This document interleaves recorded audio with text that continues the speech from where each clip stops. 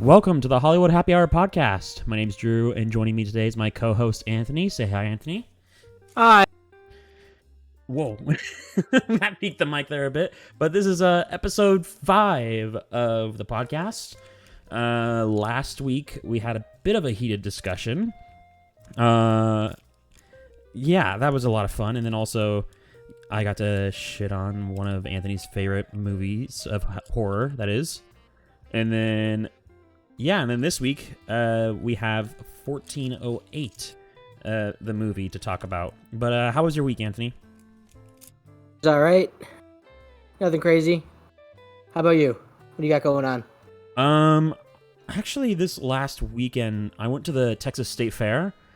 That was really interesting. Ate a lot of food. Probably ate too much. At one point, my stomach started to hurt.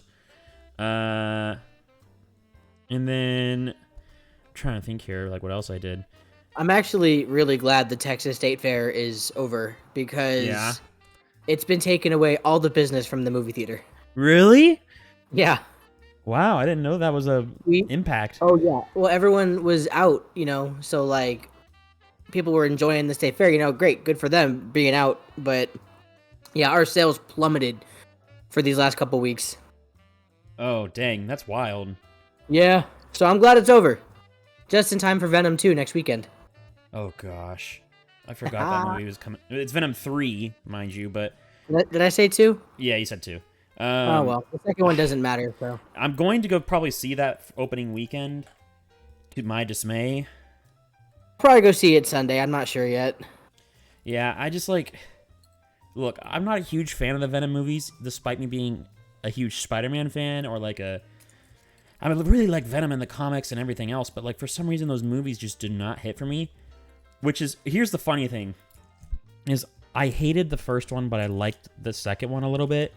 See, we're reverse on that one. Yeah, I thought the second one was way more entertaining, and I don't know, I just liked it more, I guess.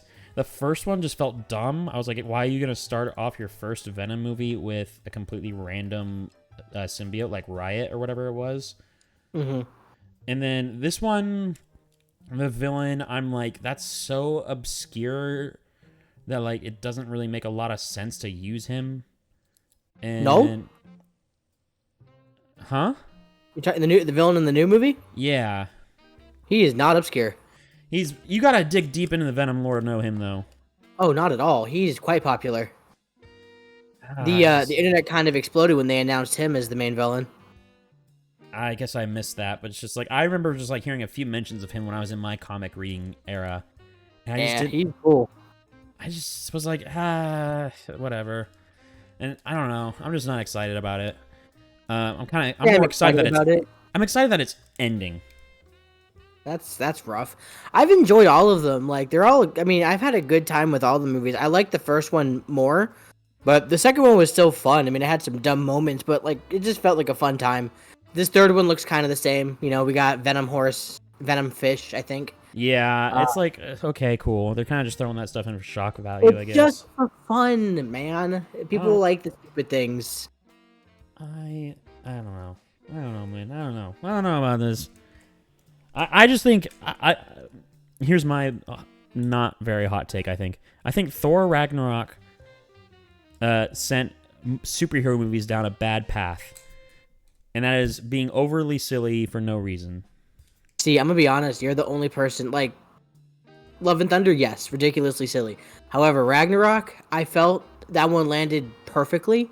And I'm not going to say all of them because I don't know. I know I've had discussions with some of my friends, but for the most part, it's received pretty well. Like, I think Ragnarok found that good balance of it being a little bit of a silly, fun movie, but, But the problem is that because it was a silly, fun movie, everyone was like, "Oh, this works. Let's up the ante."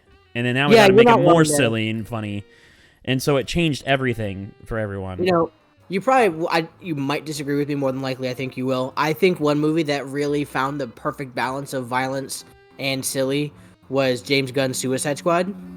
Okay, no, I agree. Like, I actually like that one. Me too. I actually really liked it. I don't know why it got so much hate.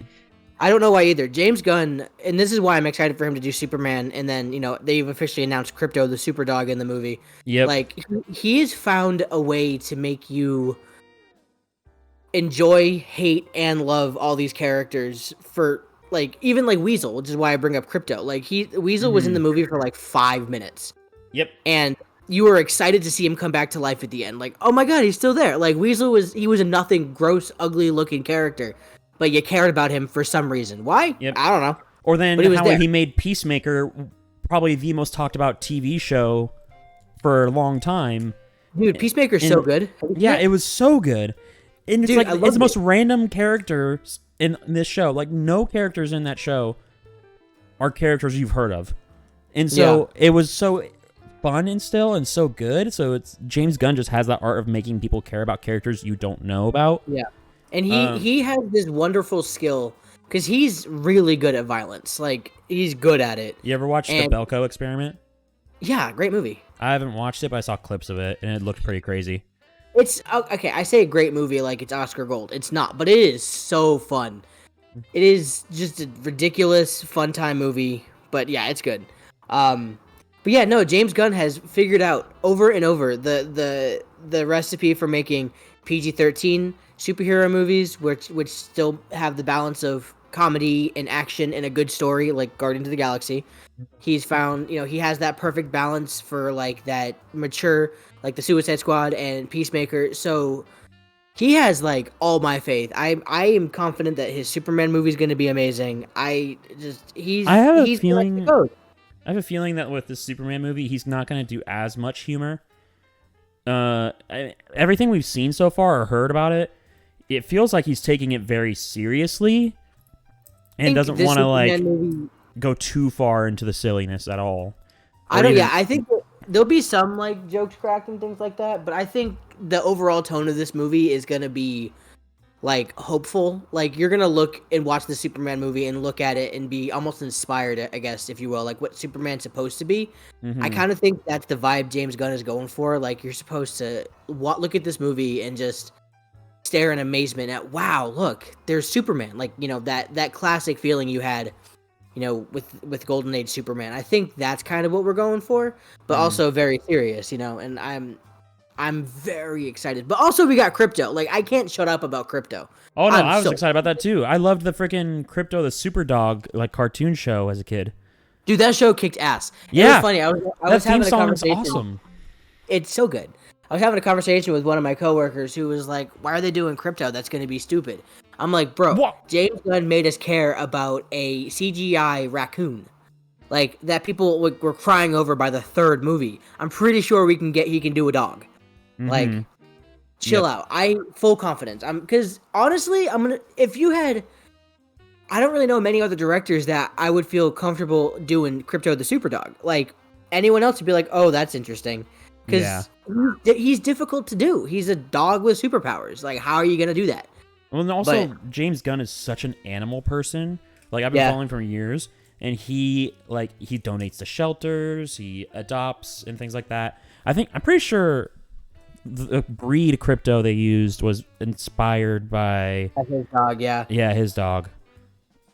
And it was so adorable. I saw the post, and I was so happy. I like when the ideas come out of passion, but also respect the comics. Like, there's something I like with James Gunn that in James Gunn I trust, basically. Like, now, he has my full confidence. I told you I have that James Gunn Funko Pop, right?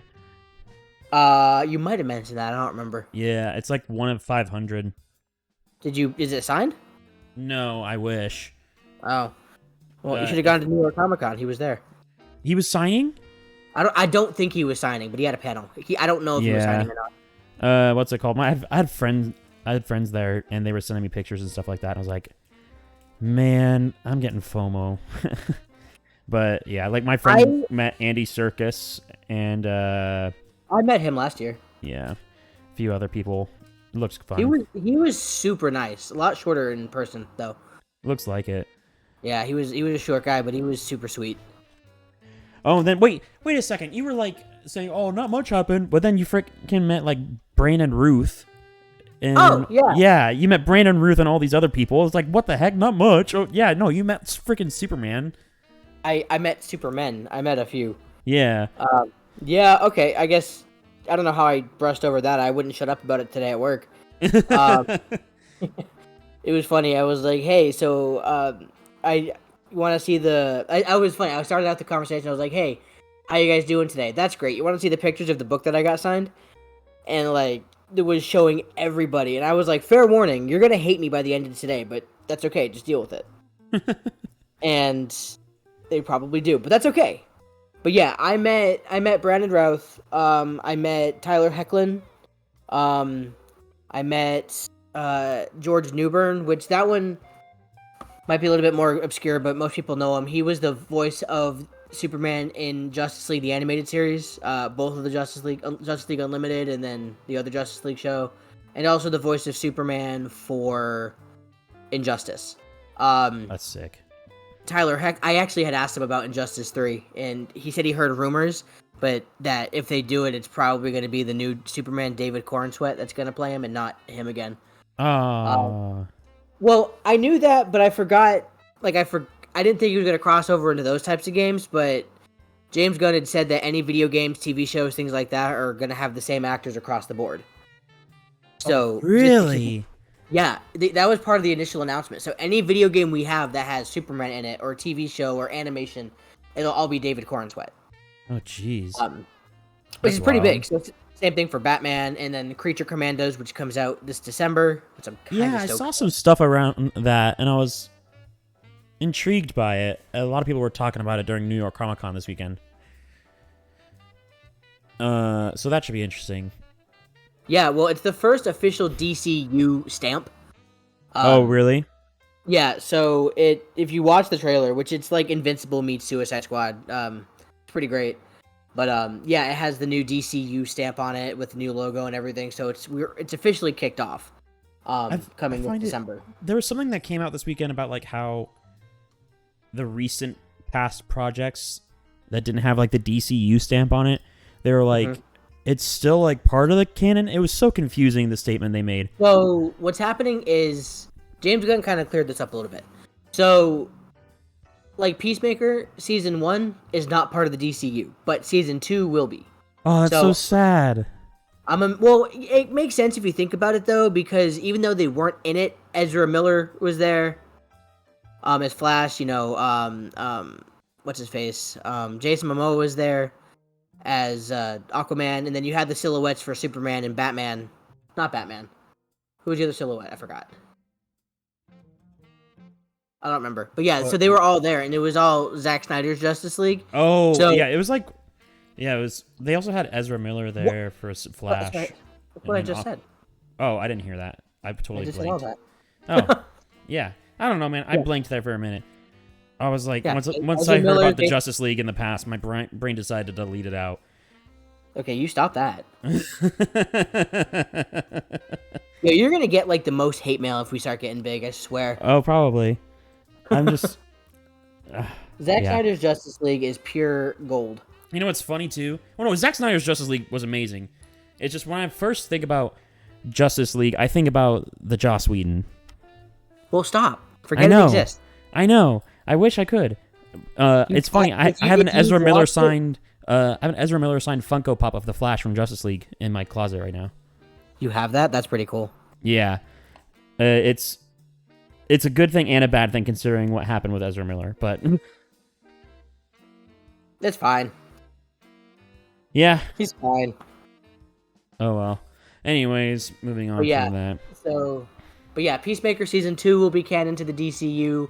They've been kind of radio silent on Blue Beetle because he came out in that gray area of, like, he was not part of the DCEU, but he wasn't officially part of the DCU yet.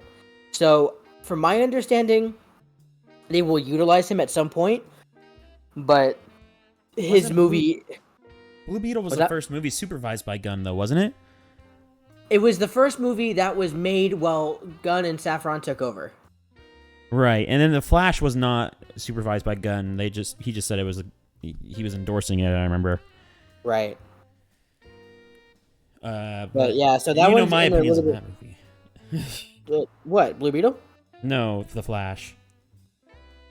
I don't. That movie is not that bad. Also, I said Saffron. His name is Saffron or Saffron, whatever it is. Not Yeah. Saffron. Freaking spice. Like I caught Yeah. that the second I said it, and I wanted to correct myself. Anyway, but yeah. So like, they've already started to lay the foundation to what the new DCU is. Once Superman comes out, July 11, 2025, that'll kind of be like the official starting pistol, and we'll be set.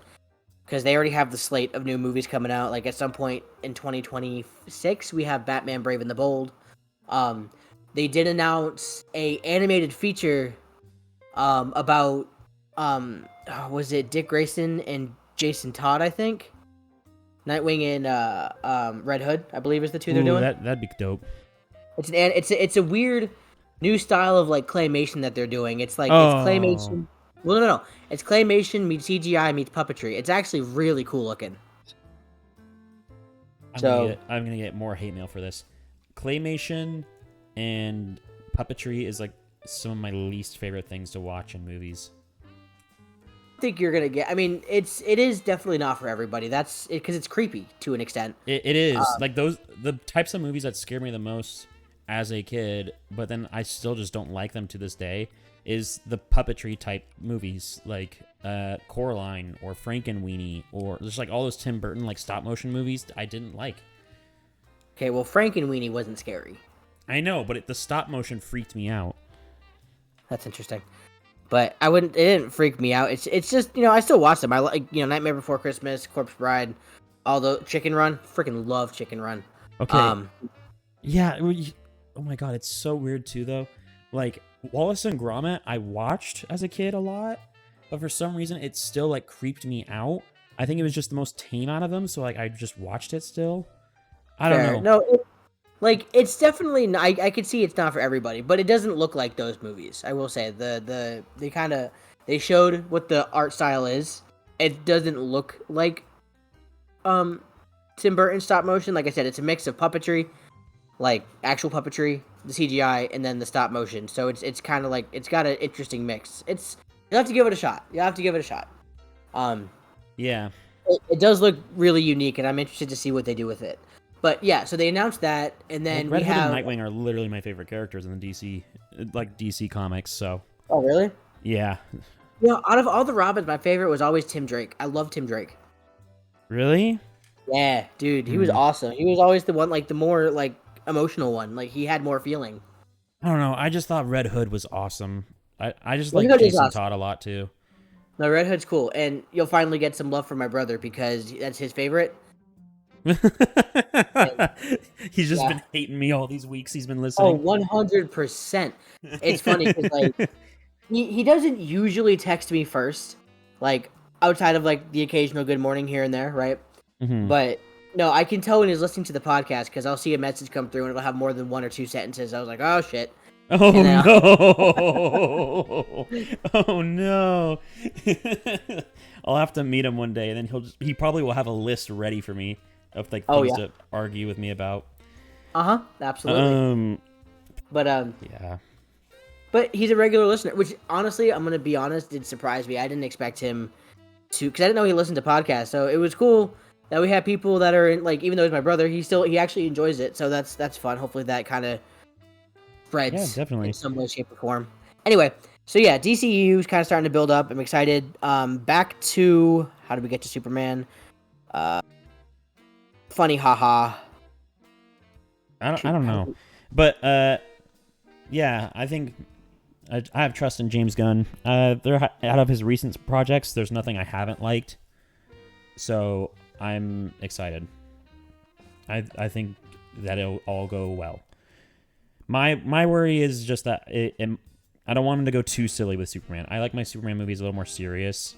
Like I think Man of Steel had an amazing tone to it. That's the tone I wanted in a Superman movie.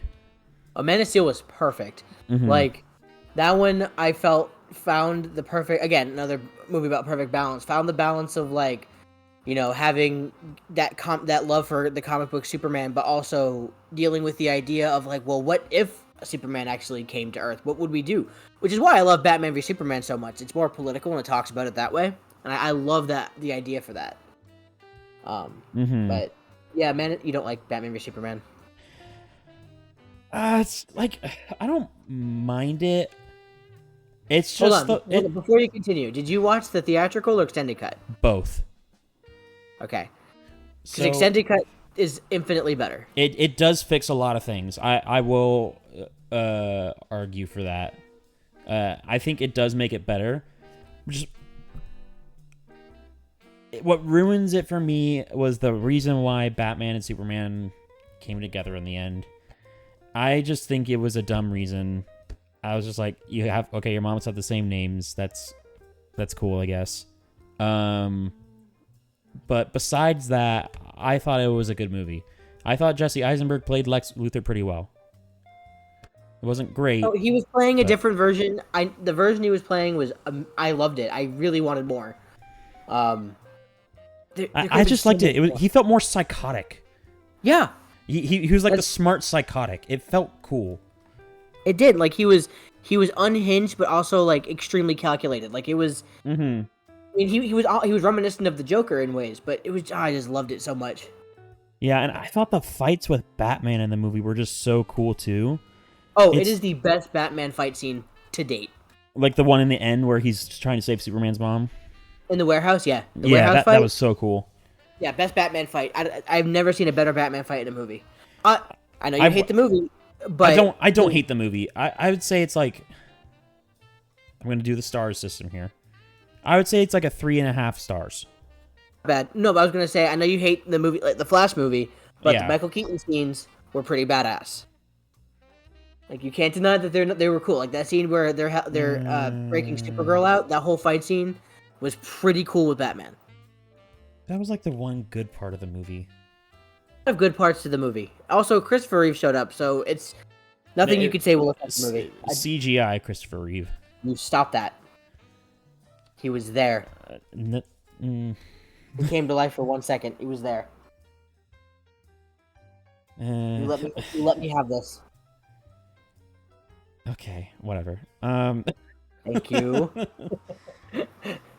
I don't hate the Flash. I do enjoy it. I've watched it quite a few times. I mean, I'm just like in the end of the movie. I remember just being like, kind of disappointed by it, and I was just like, man, like. I get. It wasn't. My favorite story in DC is Flashpoint, and then just to see it completely botched, I was like, oh, and like, oh. And then in the end, I was already disappointed. And then all of a sudden, George Clooney shows up. I'm like, what the hell are you doing here? Okay, just because you haven't seen Batman and Robin, just doesn't excuse No, you I mean, from not I knowing. got it. I was just like, what? So bat now we gotta have nipples are another Flash movie? No, man, bat nipples. We don't need another Flash movie. We got bat nipples. We got bat credit card. We got everything the George Clooney movie gave us is back officially. We don't need anything else ever again. He had a bat credit card. Amazing storytelling. Look, man, Oh. it's like, I'm just sitting here and I'm like, now they've got to somehow fix it to where George Clooney isn't Batman because he's probably going to die in like 5 years. They're not gonna fix it. They're done. They're not going back to it. Well, they're not going back to it, so that universe is just done for? What do you think the whole DCU is? It's But it's done. like, that makes no sense to leave it on that cliffhanger. Now it's like, okay, well, George Clooney's Batman, I guess, forever in that universe. The story's over. It's like, what? It makes no sense. It makes no sense. You just made it even worse. Yeah, the movie that was not even the original ending. The original ending, because that was supposed to lead into Batgirl that got canceled, even though the movie was done. The original ending was going to be the car driving up like it did, and it was going to be Michael Keaton that walked out. Supergirl was going to fly down or be there with him. I don't know if it was flying down or be there. And then Henry Cavill Superman was also going to be there. So it was going to be, now we've joined worlds. Michael Keaton's back, and we have Henry Cavill, and we have Supergirl. What is going on? And then that was going to lead us into Batgirl, because Michael Keaton filmed his scenes for that, and we were going to continue out that way. But because that movie got scrapped, and The Flash now went in for like its 5th rewrite, they had to change the ending again to something that wouldn't they worked with the best they had. Made no sense. It could have just been everything was restored. The end. It could have just been like that. But then they left it off with a random cliffhanger. But that's the thing. Like Justice League. Zack Snyder's Justice League got left off with the massive cliffhanger. But they got movies after it. No, they didn't. Zack Snyder's Justice League was it. That was the end of the Justice League story. The Flash movie was done way before. The Flash movie's been done for a long time. They've been doing reshoots for like 3 years. Yeah, it was just I don't know. The Flash movie was supposed to come out right after Justice League, I believe. Yeah, I don't know. It was just like I didn't like that movie. I thought it was a waste of time and money. It was like whatever. I was really excited for it too.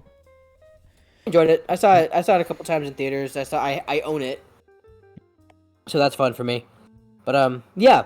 Anyway, let's dive into the movie this week. We're at 25 minutes right now. We got to pick it up. Okay, so I'm trying to think here. 1408. I'll go right off the bat here, and this will kind of be a surprise to everyone listening. I liked it. Yeah. We need like a celebration tone or something because that's a win. Yeah. I was just like, I don't know.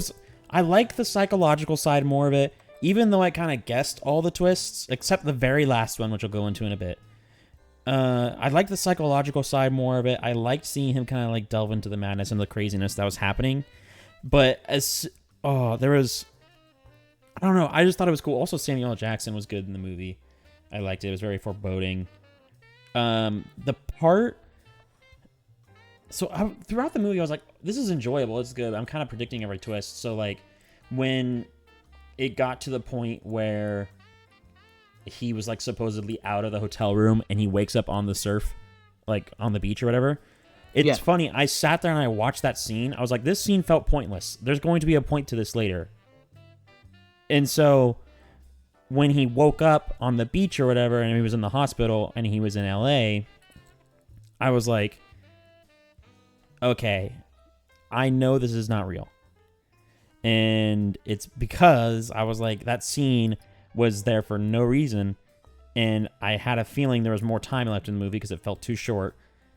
And then, of course, it wasn't real. And so I was like, okay, I got that. And then, yeah, I'm trying to remember. Also, one thing I noticed, too, was like, that I was curious about.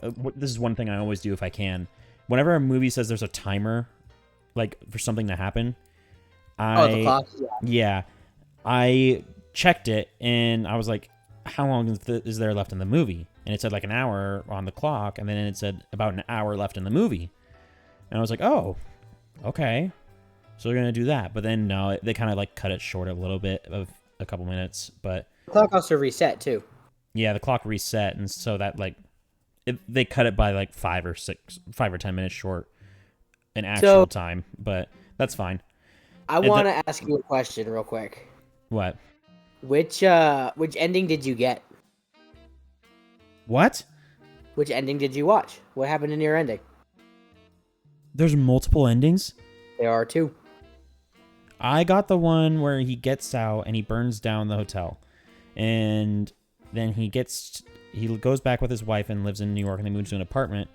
And he plays the tape, and you hear the daughter's voice, and she drops this thing. That part, I was like, whoa. I was like, that's wild. Crazy.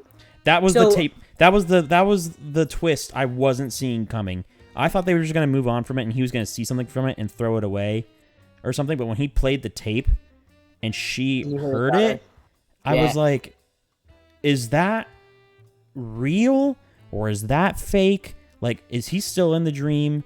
And so that's why he smiled, because he knew he was still in the dream. Mm-hmm. Or in the hotel room. And so I was like, oh, shoot, that's crazy. I don't remember if that was the director's cut or the theatrical cut. Because that ending, I can never find. It's on Amazon. I gotta see which one's on Amazon then. Because, so, the ending that I've always seen, I have seen that ending. I've seen both versions, but I can't tell which one I like more. So the alternate ending is he dies in the room. He burns with it. That's what I thought was gonna happen. So he dies in the room, he burns with it, and it, the hotel, as it's burning, it fades to the funeral scene where his wife is at the funeral and they're, saying their final goodbyes, all the things. And then as she's walking away from the grave, Sam Jackson's character shows up with a box. And the box has some of the artifacts they recovered from the hotel room. And she doesn't want it. She's like, I don't want this. Just keep it. So he takes the box to his car. He puts the box in the front seat, opens the lid, and sees the tape and plays it, and hears the little girl. So same as the ending you saw. Except for, as he hears the little girl, he looks up and in the rearview mirror is John Cusack's burnt corpse looking back at him. Ugh. And that's where it ends. And that one actually creeped me out when I first saw it. I was like, oh my god. Because you didn't expect to see him, but like, yeah, he was there. I think I like my ending more. That's what I think I do too, if I'm being honest. Because like, I like the idea that she knows now too. Like, it's more fulfilling, I guess. But then also that ending could be written as like, I mean, that's not what I thought until I was just speaking to you. But it was like, it could be written as like, he's still there. Like, if that was really a ghost, it wouldn't have captured that talking. Right? That's what I'm thinking, at least. And so it's like, I don't know. It was just like that. To me, that almost make me feel like it's a dream. And that's why he had that smirk. Because, like, why would he be smiling that his wife can hear their dead daughter's voice? That's just what's... Smirk. Or was it more like a, yeah, I told you so type look? Like, see, now you believe me? I don't know. It's like, it could be anything because he doesn't say anything. Yeah. Because the whole time he's sitting there and he's doing the same thing he did in the first time where he thought he got out of the hotel room where he's like, is this real? Is this real? And everyone's assuring him it's real. Right? And so it's like, what if it's the hotel room realizing it messed up in the second time, right? And it's like, okay, he wasn't in the right place. He was in LA, so now we put him in New York. And then all of a sudden, all of his issues are resolved with his wife after the fire happened. See, now that's an interesting take because I always took it as she, like, they both viewed it as like life's too short type situation. Like, we can't, we need each other. Let's make this work. We're gonna work through it and yada yada. That's kind of why I assumed they got back together. It was time for them to move on from the death of their daughter, and that's why I thought like him playing the tape at the end and she heard that was like, I don't know, kind of like a bigger deal to her. But honestly, I've never even thought about the theory that he could be dead still or still in the room. Like, that's kind of crazy. I've never thought of that. I've seen that movie a million times. I've never thought of that. I just, like, I thought of it myself. I didn't look it up or anything. It was just like, he could still be in the room. It's like an Inception thing. I remember thinking, I was like, I feel like it was too easy that he just set the room on fire. Yeah. I felt like that was just too easy. So... And so I was just like, maybe that's his way out. Because, like, I don't know. So, what would you think after watching the movie was like the part of the movie that had you the most on edge? What would you think the scariest part was for you? Yeah,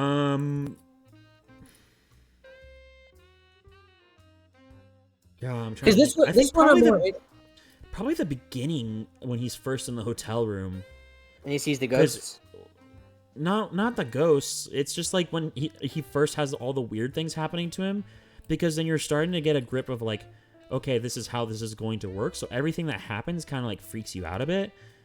But then once the crazier stuff starts happening, then you don't really care as much. I think it's funny. Every time we go back and rewatch the movie, I always like that scene where the AT technician shows up and he struggles to open the door. Oh yeah, that part was eerie. And like, I'm like, bro, just now's your chance. Get out of the room. And and obviously he's not going to, but yeah, like that was like his last chance. Now, I will say, I think probably the scariest part to me every time I watch the movie is the vent scene when he's crawling through the vents. Oh yeah. and he's seeing all these memories from his past life, and then he sees the dead person in the vent. Yeah. For some reason, that always spooks me, like freaks me out. I don't know why, but that one always got to me. I don't think I really got like creeped. I mean, like spooked in the movie. I just was like, ooh, like it was a little eerie. Which I like in like horror movies. It's just like it can be scary, but it doesn't have to have jump scares or gore. It just needs to keep me on edge, and I'm gonna really enjoy it. So what I'm hearing is I can find more movies like this, and we'll be good to go. Probably. Yeah, that means we could do Halloween again next year. I guess. There's no more No, we're Evil gonna do Dead it again Rises. next That was year. awful. No. That's fine. That's fine. Like I said, I'm trying. This is me trying to expand your horror backlog, I guess, if you will. You know, we had to tweak it. We had to find what you liked, what you didn't like. We know you don't like Evil Dead Rise, so I Yeah. know I'm not going to recommend the Terrifier. But now I know you like 1408, so maybe next year we could do like Pet Cemetery, things like that. Yeah. I watched a clip of somebody after we recorded last week's episode and we talked about Terrifier 3. I had people's like reels about Terrifier 3 popping up in my feed. One of them was just like us before Terrifier 3, and then one was like one of us after, and then it was them like shocked in the movie theater, and then as they were leaving the theater, one of them puked thinking about the scenes. I don't understand. And I was just like, what? Like, now, I'm gonna be fully transparent with you. When you were telling me how queasy you were getting from Evil Dead Rise, I didn't understand that either. And I'm not even trying to poke fun. Because I'm so accustomed to horror films, I don't get queasy from that. And I know I can separate. And I know you know it's fake. Like, I don't think in your head you think it's real for a second. No. But like in my head, I'm able to like split it down the middle perfectly, where I know for a fact it's just like corn syrup and just a even silicone like body. gore in some video games grosses me out. Like, have you played Shadow of Mordor? No. So in Shadow of Mordor, there's one of the things that like grosses me out and makes me like my whole body cringe is anytime a throat is slit or like cut open. Anytime that happens. So like in the beginning of Shadow of Mordor, which is clearly a video game, you watch the main character get his throat slit, and I remember watching that scene. It's like burned in my memory. It like grossed me out so much. I like had to turn off the TV. Oh yeah, you're worse off than I thought. Yeah. Throat's getting So like the like, scene in Evil Dead Rise where she's pulling the glass out of her neck. That was another scene where I was pushing towards the edge of being queasy. But like when I saw Terrifier 3, like I said it last week, like yeah, it definitely has some shock value, but like I didn't look away from the screen. I didn't have to hide my eyes. I got lunch afterwards. Like I was like, cool, let's go get food. And like I was fine. I saw a clip too of somebody who literally just like recorded their face during like one scene in the first like 10 minutes of the movie, I guess. Mm-hmm. And like his face was just like jaw dropped, and you could hear all the noises. Yeah. And I was sitting there, and I was like, ooh, I was like cringing listening to the noises. I will say this, and this was interesting. So I had seen a clip like that. It was a theater reaction in general, like they had one of the hidden cameras or whatever. Yeah. And you hear like you just said, they were playing the beginning part of the movie, and all you hear is just the sounds. Right. And I was like, this seems exaggerated. Like they added sound effects. They made it. Nope. Yeah. Yeah. Nope, No, it all sounded there. exaggerated. And then I just sat there and I was like, wait, no. Anthony told me this is a pretty wild movie, so I believe it's real. And like, yeah. Oh man, I can't even here's the crazy thing. I can't even give examples because the worst scenes. Okay, I'm gonna put it to you this way. We at the movie theater, when we show movies that are not rated, it's under NR. We always treat it as PG-13. We had to treat this as rated R. However, I think this movie was, if it was a bigger studio or something like that, there's no way in hell this is not NC-17. Really? There's no way. I would bet money on it that this is an NC-17 movie. That's wild. NC-17 rarely comes out anymore. They don't show them in theaters. That's why I think they were able to slap the not rated version of it on there. Because they can show not rated. But like I said, we normally treat not rated as PG-13. In this case, it was hard R, no exceptions. So that's why I'm thinking this was absolutely either that or NC-17. There was no way this was going to get a rated R. Interesting. It's brutal. Like, I'm not going to go into detail of it, mainly just because I can't because of content reasons. But like, y'all, I think I said it last week. Y'all, you know the movie Psycho, the famous shower scene? Yeah. You get stabbed in the shower? Okay. Yeah. That lasts maybe 35 seconds, maybe a minute at the most. So there's a shower scene, you know, two teenagers doing the thing that they do, and the clown opens the curtain or whatever, and he kills them, and you think, okay, cool, they're dead. Nope. That scene goes on minute, 2 minute, 3 minute. Like, this dude is butchering the hell out of them with a chainsaw, and he, like, makes it personal. Like, it felt personal against one of them. And it just goes on and on. You think it couldn't get any gorier? It did. It got worse and it got worse. And I was like, this is epic. I love all of this. I want to see more, and I got more. Because the ending, holy shit. It's graphic. It's definitely, like, if any movies made you queasy, this is going to be the one to put it over the edge. Yeah, I probably will never see it.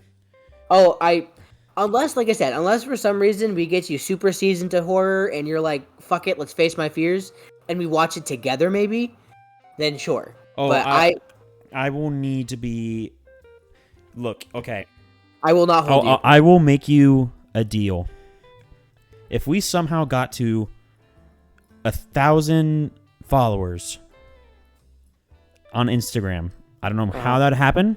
I doubt it ever would. Hey, we will do a special where we record our reactions to the movie, and I will watch them. I will watch it. You want to record in real time? Not like we'll stick a camera as we're watching it, but we won't show the movie obviously for copyright reasons. But we'll stick a camera in front of us and we'll record us on our like live reactions. Oh man, tell me how I'm not about to share every episode every single day to get 1,000. I promise it. It will happen.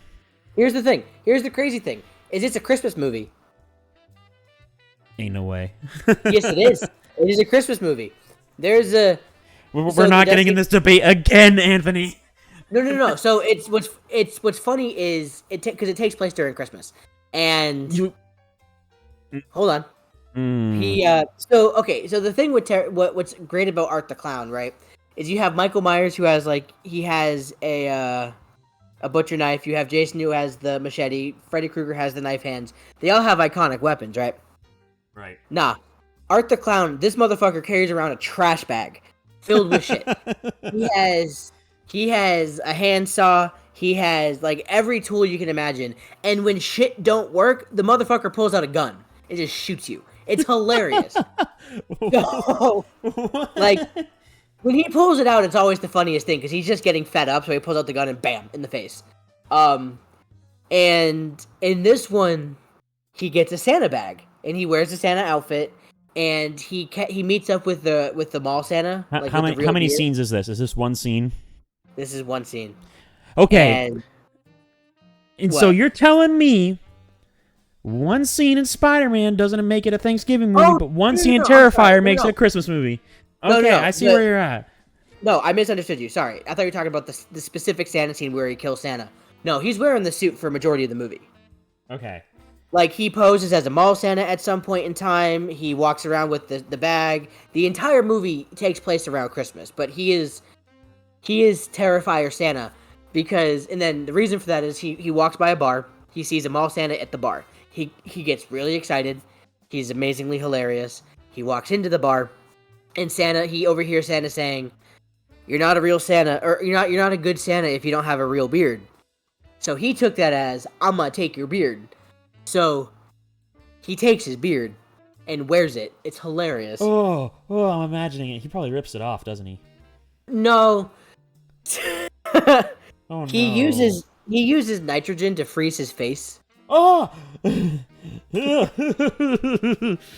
it starts with like his legs, and then his hands, and then he just smashes them. Dude, what I'm saying though, this movie gets creative with how they do things. And then, one of the next scenes, like when he goes to the mall, he's wearing the Santa outfit that he stole from Dead Santa, and he has this dude's like cut off skin that has the beard, and he's wearing it around his neck, and he's just super excited, and he's handing out presents to kids. That's wild. He's just a misunderstood guy. He's just misunderstood. Anyway. Oh boy, I can't wait. We're gonna get to 1,000. I'm gonna find a way to do that. If you bought us, I'm gonna kill you. I'm not gonna. No. That's cheating. I won't do that. No, because that doesn't actually get us anywhere. But no, we need to get that going. I want a Terrifier 3 Christmas episode. That is my goal now. By December 25th, I want to be watching this Christmas. Oh my God, you're ambitious. No, I know I'm ambitious. Is it gonna happen? I don't know, but do I want it to happen? Yes, I do. Hey, if you want to start paying for ads and get us more engagement, you're more than welcome to. Sounds like you want to watch the movie deep down. I just want more engagement. That's all I want. That's all it is. But anyways, yeah, well, you picked a good prize. Yeah, exactly. So, I'm trying to think of this. No turning off the movie either. That has to be part of the deal. You can't turn it off. I know. I probably will need a puke bucket though. Throw up? Yes, to throw up. Why else would I need a puke bucket? Well, I'm saying, dude, if you throw up, we're gonna throw hands. Oh, I probably will throw up. And then we'll have to blur it out in the video. That'll be amazing. Oh, I'm so excited. Okay, cool. So yeah, this week's weekly showing. This week is the week of Halloween, so we are gonna go back to 1978 with the classic Halloween. Is this the Rob Zombie one, or is this just the first one? If we have, like I said back at the beginning, if you have time to watch both, go ahead and watch both. If you don't, just the original. Okay, I probably will only have time for the original. Which is totally fine. So we're going back to 1978 for the original slasher, which is heavily debated because technically in 1975, Texas Chainsaw Massacre came out and Leatherface was there, but I don't count him. So we have 1978's Halloween, directed by John Carpenter and Deborah Hill, featuring Jamie Lee Curtis as Laurie Strode. This is the movie that basically started our horror slasher genre and everything that we know them to be today. All of our lovely horror icons, Jason, Freddy, all these people came, after Michael. So this is really, the Godfather. A horror trailblazer, if you will. And I'm really excited for you to see where everything pretty much started. So next week is Halloween. Okay, cool. If we're lucky, posted on Halloween too. If we're lucky. What drink we pairing with it? How are you on beer? I'm fine with beer. Okay, Sam Adams Oktoberfest. Okay. I actually like the Oktoberfest that we have, so I'm gonna get that. Sounds good.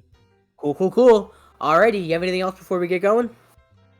No, don't think so. Yeah. 1408 was good. I'm excited for this month to be over so we can watch normal movies.